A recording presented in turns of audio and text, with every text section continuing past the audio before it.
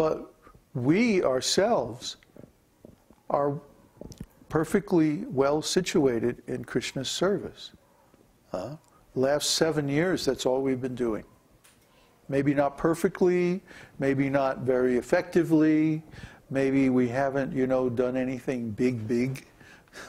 No big temples or no big anything. It's just very small and like that, but we like it that way. It's okay. So we feel that we're upholding our promise. We're spending the rest of our life, from the time that we realize that, this is really an issue, we're spending the rest of our life in preaching work and in community building and like that. And when I look at the situation, that Krishna has created around this, I'm very, very satisfied, because what it means to me is that Śrīla Prabhupāda, his promise to me is being delivered by Krishna. Just like Prahlad Maharaj. Prahlad Maharaj was talking with his father. His father was saying, where is your God? What are you talking about? And Prahlad says, God is everywhere. And so Hiranyakashipu says, is he in this pillar? Prahlad says, well, of course he is. And so Hiranyakashipu smashed the pillar with his sword, and then who jumps out but Nrsimhadev, the half-man, half-lion incarnation. And then later on, Nrsimhadev admits, he said, I appeared just to make good your promise. Because he says in Bhagavad-gītā, he says, my devotee is never vanquished. He says, declare it boldly, Arjuna. My devotee is never vanquished. Well, why does he have Arjuna declare it? Why doesn't he declare it himself? Because people believed Arjuna. Arjuna was the brother of King Yudhishthira, whose reputation was that he never told a lie in his whole life. See, all the Pandavas were like that. They had Vak Siddhi, whatever they said came true. So Krishna had Arjuna declare that my devotee is never vanquished. Why? Because Krishna himself will uphold the promise of the devotee. Another example from Mahabharata is when Bhishma made a promise that I will get Krishna to pick up arms. I'll get Krishna to take up arms in this fight. Krishna had vowed, no, I'm not ever going to fight in this battle. I'm just going to be a charioteer. So Bhishma made a vow, I will get Krishna.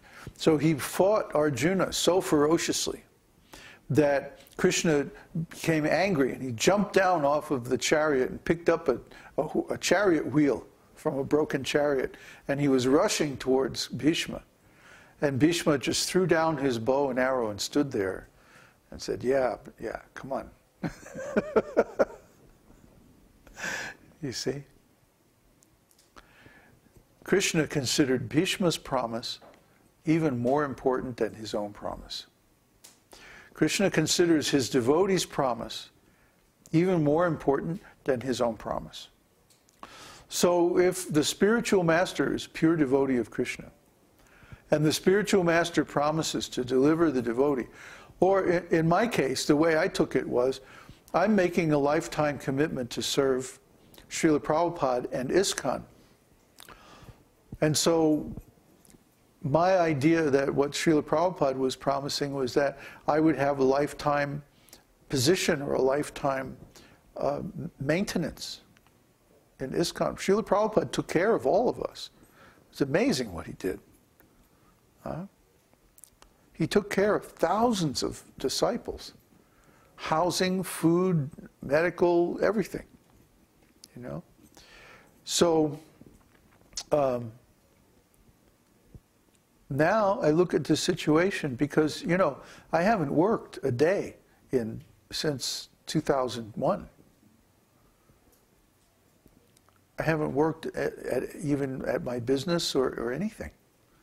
And yet, right now, right this moment, we have more assets than I've ever had in my whole life at one time.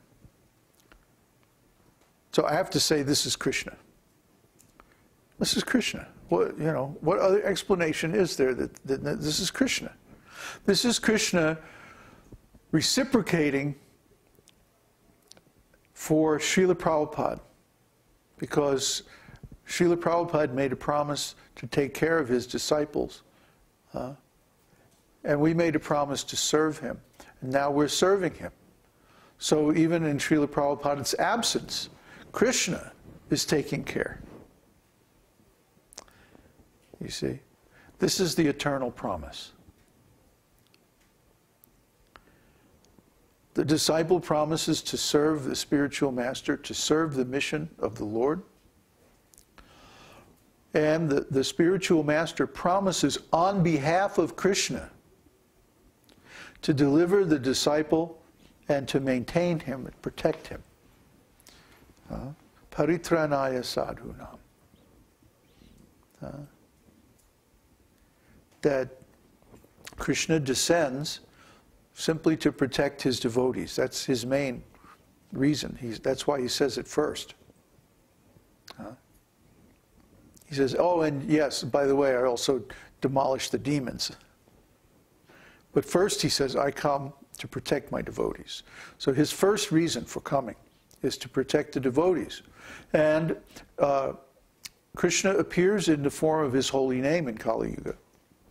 So we're experiencing this directly, personally, that Krishna, because what are we doing?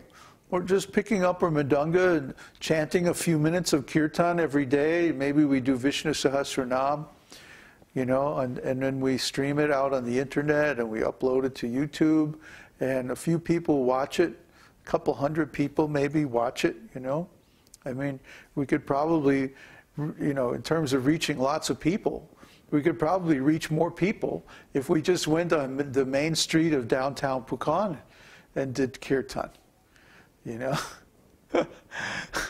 But we're lazy. So we use the internet. Actually, thousands of people are watching our videos. We have more than 1,000 views on YouTube every day. And that doesn't count our blog. And our blog is getting streamed to Views, VUZE.com, I found out today. It's getting streamed to Views, and it's getting streamed to, what's that other one? I don't know. There's a couple of like online video channel sites that host our videos. So we don't know how many hits they're getting, but probably, you know, hundreds every day, and iTunes and so on. So we have so many sources for our material, and so many people are hearing this preaching. Many people are hearing the kirtan, and they're getting to see us, you know, do our best to represent Śrīla Prabhupāda and Krishna. Well, you know, we're not very good at it. We don't really have the personal qualities of leadership and so on. Actually, I'm just a musician, and I'd like nothing better than to just sit in the back room someplace and record music. But the situation is not such that I can feel comfortable with that. I promised Śrīla Prabhupāda that I would serve him, and I would serve his mission, and I would serve Krishna. And specifically, I would serve Lord Chaitanya. And Lord Chaitanya's mission is to spread the chanting of the holy name. So we're trying to do that somehow or other, and it's going along, you know, slowly. We're not very expert, and so it's not going very nicely, but somehow it's going along. And anyway, just because of that, Krishna is taking care of us. This is amazing, huh? He's taking care of us very nicely. So the conclusion that we have to draw is that the only reason he's doing that is because of the promise of Śrīla Prabhupāda. Because certainly our qualifications are, the results of our work are not so impressive. We're not, getting thousands and thousands of students or anything like that, like Śrīla Prabhupāda did. But somehow or other, we're trying our best.